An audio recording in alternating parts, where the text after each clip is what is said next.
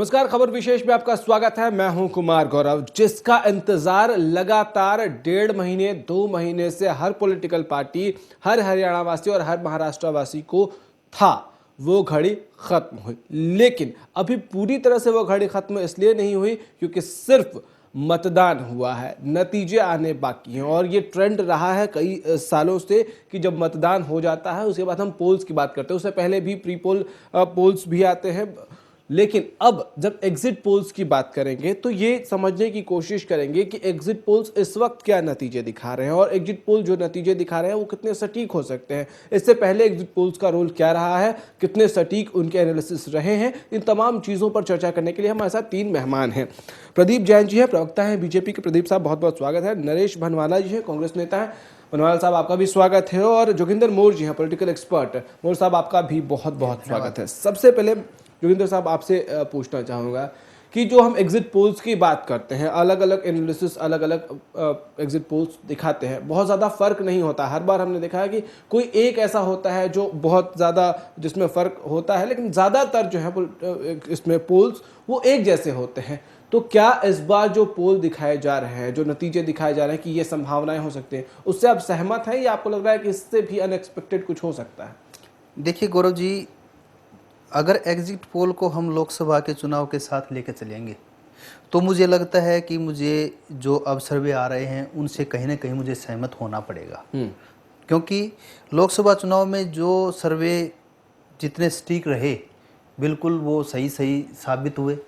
लेकिन अगर हम एग्जिट पोल को दिल्ली के विधानसभा चुनाव से या एग्जिट पोल के ट्रैक रिकॉर्ड से 2009 से लेकर चलेंगे, और एग्जिट पोल में एक सबसे बड़ी बात क्या होती है कि सैंपलिंग के ऊपर बहुत कुछ डिपेंड करती है चीजें। कि सैंपलिंग किस तरीके से सैंपलिंग हुई है, उस प्रोसेस पे आएंगे। जरा पहले बाकी दोनों लोगों से पूछ लेते हैं। आज मैं एक सिंपल लाइन में यही कहना चाहूंगा कि अगर लोकसभा के ट्रैक को देखें तो मुझे आज इसमें कोई विचक नहीं है कि मुझे मतलब सर्वे से सहमत। लेकिन ट्रैक रिकॉर्ड बहुत अच्छा नहीं रहा इसका। चलिए, हमारे साथ प्रदीप जैन जी भी हैं। प्रदीप साहब, एक बात बताइए कि अभी जो पोल्स दिखा रहे हैं, और क्या आप उससे संतुष्ट हैं? बीजेपी को लग रहा है कि नहीं भाई, ये हमारे फेवर में जो चीज़ें दिखाई जा रही है वो सही है, हम सहमत हैं इससे? प्री पोल सर्वे, पोस्ट पोल सर्वे और एग्जिट पोल्स, इसमें प्रिंसिपल ऑफ सूटेबिलिटी लागू नहीं होता है कि मुझे सूट कर रहा है तो एग्जिट पोल सही है, अफोर्ड कर सकते हैं, और मुझे सूट नहीं कर रहा है तो वो गलत हो सकते हैं। अच्छा, अब जो सामान्य प्रक्रिया है, जैसे अभी जोगिंदर मोर जी ने कहा है, उनका सैंपल साइज क्या है, उनकी मेथोडोलॉजी क्या है, उस पर सारा निर्भर करता है। और जो अलग अलग एग्जिट पोल करने वाली एजेंसीज ने अपना सारी मेथोडोलॉजी के बारे में बताया, सारी प्रक्रिया के बारे में बताया, तो उससे मुझे लगता है कि ये एग्जिट पोल्स बिल्कुल सटीक निकलने वाले हैं महाराष्ट्र और हरियाणा के संदर्भ में। चलिए भनवाला साहब, यही सवाल आपसे भी, कितने सहमत है एग्जिट पोल जो दिखा रहे हैं रुझान, उससे कितने सहमत हैं आप? इस एग्जिट पोल से मैं बिल्कुल भी सहमत नहीं हूँ, क्योंकि 2009 में भी एग्जिट पोल पहले हुआ था, उसमें भी कुछ और था। देखिए, प्रदीप साहब ने एक बात कही, सूटेबिलिटी की बात कही। हाँ, ये सिर्फ एक अनुमान होता है किसी उसमें, सिर्फ अनुमान भी नहीं कह सकते हैं, क्योंकि इसमें एक तो मेथोडोलॉजी की जो हम बात कर रहे थे, जोगिंदर साहब जिस तरफ इशारा कर रहे थे, तो वो सिर्फ अनुमान भी नहीं कह सकते। मोर साहब, सिर्फ अनुमान होता है या जो मेथड है उसमें सैंपल्स का जो साइज है उस पर बहुत कुछ डिपेंड करता है, और सैंपलिंग जो की गई है वो किन अलग अलग तरह तबके के लोगों के बीच की गई, किन इलाकों के बीच की गई, उस पर बहुत कुछ निर्भर करता है? जी बिल्कुल। बल्कि अब तो एक चीज तबके इलाके के साथ साथ एक विशेष आयु वर्ग भी, मैं ये मानता हूँ कि विशेष आयु वर्ग का भी अपना एक प्रभाव है। जब से ये विकास और भ्रष्टाचार मुक्ति की बातें हो रही हैं, ये बात प्रदीप जी ने जो कही कि सूटेबिलिटी की बात है। अब जो 2009 का जो सर्वे था वो तो बनवाला जी को बिल्कुल सूट कर रहा था। उस टाइम तो कांग्रेस बिल्कुल ये कह रही थी, 2009 में कांग्रेस की बहुत ज्यादा सीटें दिखाई दे जा रही थी। उस टाइम तो पूरी राजनीतिक दलों की स्थितियां होती है। अच्छा, एक बड़ी और गजब की बात है गौरव जी, चुनाव होने के बाद एग्जिट पोल की जो चीजें हैं, अब ना तो इस बात का कोई असर रह गया है कि मतदाताओं पे कोई असर रह गया है किस चीज का, इसकी वैज्ञानिक प्रक्रिया पे बशर्ते कि इसके नतीजों के चर्चे जाने की बजाय हमें इसकी इस गहराइयों पे जाके सोचना चाहिए कि इसको जो एग्जिट पोल लिया गया है, जो सैंपलिंग ली गई है, उसके आधार में और उन चीजों में हम जानने की कोशिश करें। अब राजनीतिक दलों के साथ बड़ी ये चीज चीजें होती हैं कि वो कहीं ना कहीं अपनी पार्टी को आज भी डिफेंड करने की पोजीशन में पहुंच जाते हैं, लेकिन हालांकि अब कोई प्रभाव नहीं है उस चीज कोई का। प्रभाव जो नहीं हो चुका है वो हो चुका है, जो होना था वो तो हाँ, ईवीएम में कैद हो चुका है। हाँ, वो ईवीएम में कैद हो चुका है। तो अब इस चीज के कोई मायने नहीं है कि अब हो सकता है परिपोल की बात पे आप चर्चा करें तो हो सकता है एक ओपिनियन की बात है जी, वो मायने रखती है। पोस्ट पोल में तो ऐसा पोस्ट पोल में, एग्जिट पोल में धनवाला साहब आपने एक बात कही थी कि हम नहीं मानते, लेकिन आपको याद होगा 2004 का जब चुनाव हुआ था और उसके बाद जब पोल्स आ रहे थे तो उस वक्त जिस तरह से चौंकाने वाले नतीजे आए थे, हालांकि उस वक्त बीजेपी के फेवर में ये बातें दिखाई गई थी, तो उस वक्त जब ये नतीजे आए थे तो क्या कांग्रेस का परसेप्शन वहां से बदल गया या फिर कहां से बदला कांग्रेस का? कई बार आपके लोग कहते रहे जब आपके फेवर में दिखाया जाता है तो आप कहते हैं नहीं नहीं हम तो इससे अग्रीड हैं। नहीं, ये बात ये नहीं है कि जिस पार्टी की फेवर में एग्जिट पोल जाता है कि वो तो कहता है कि बिल्कुल सही है। बात ये नहीं है।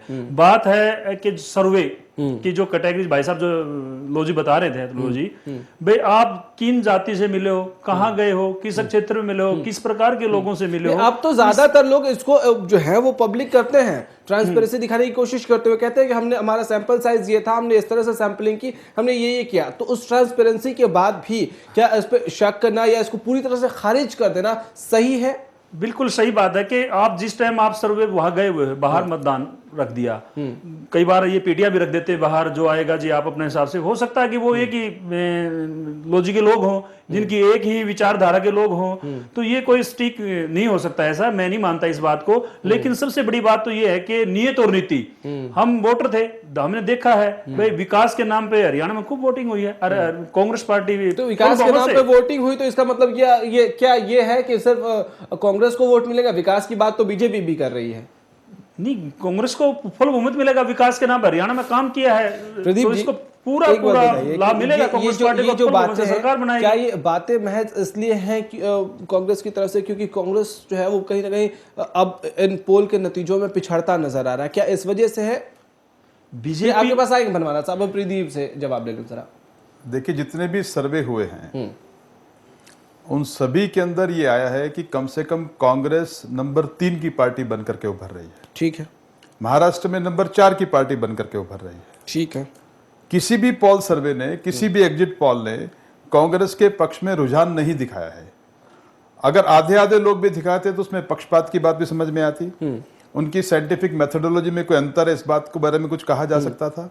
और कांग्रेस चूंकि पूरे चुनाव अभियान के अंदर पिछड़ती दिखाई दे रही थी, और आज हरियाणा के संदर्भ में कहना चाहता हूं कि कांग्रेस इस पूरे चुनावी संघर्ष में कहीं भी नहीं खड़ी है और उनको हरियाणा और महाराष्ट्र में विपक्षी दल का दर्जा भी नहीं मिलने वाला है। अच्छा, एक बात बताइए, ये अधिकार भी उनसे केंद्र की तरफ से हरियाणा और महाराष्ट्र में भी छिनने वाला है। हाँ, इन्हीं एग्जिट पोल्स को उस वक्त किस तरह से बीजेपी ने एनालाइज किया था जब 2004 का चुनाव हुआ था? उस वक्त हम एग्जिट पोल पर कंसंट्रेट कर रहे हैं। एग्जिट पोल उस समय हमारे पक्ष में नहीं गया था, हमने उसको समझने की कोशिश की थी।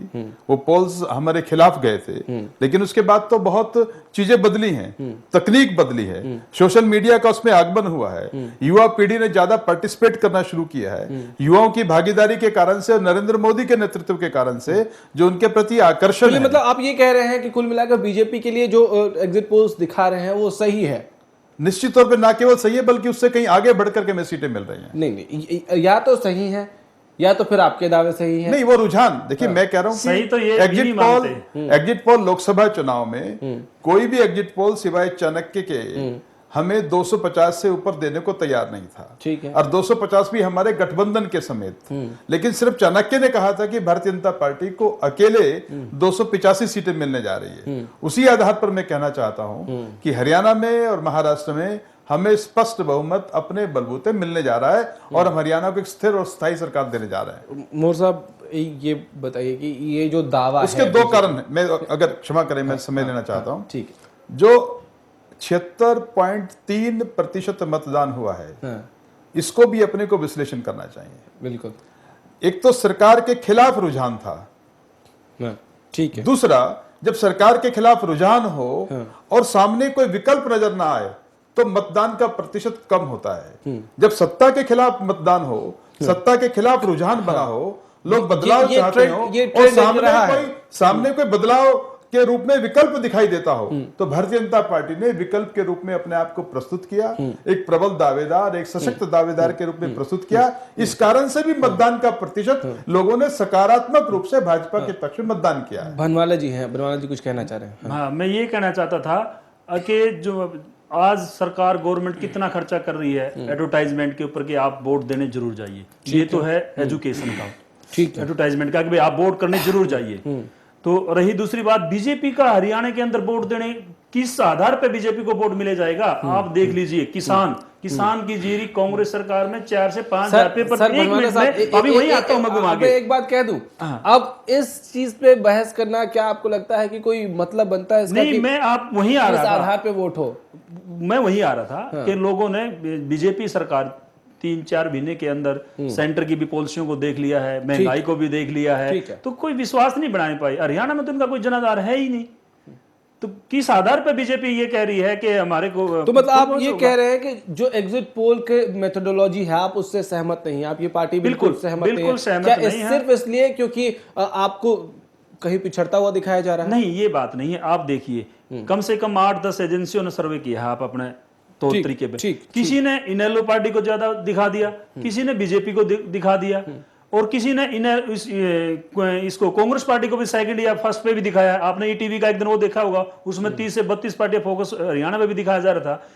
और एक जनता टीवी है वो कुछ और ही दिखा रहा है, ना बीजेपी का दिखा रहा, ना कांग्रेस का दिखा रहा।